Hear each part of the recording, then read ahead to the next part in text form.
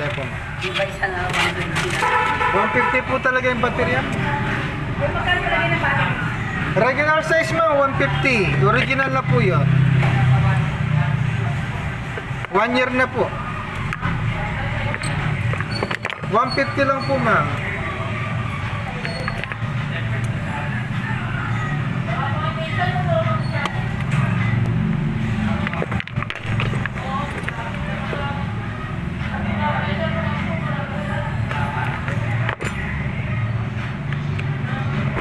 Tatagal ka lang.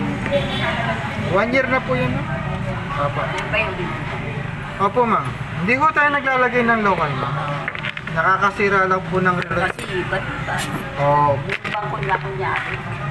kunyari, original, no? Tapos local. Siyempre, hindi naman maaalis sa amin yun, Opo. diba?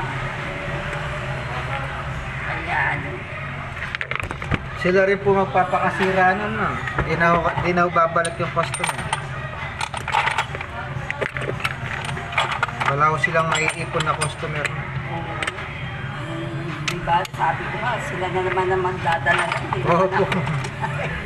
Kaya nga mag-ipon ka ng customer para balik-balikan ka ng mga customer.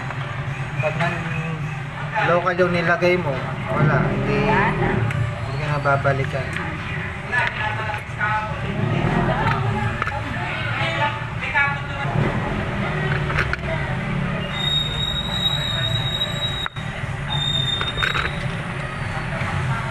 Yung mga local kasi naninira ng relo.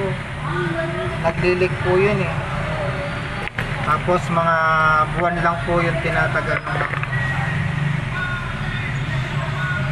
hindi katulad ng mga original taon. Minsan lumalagpas pa. Lalo pag matipid yung makina ng relo.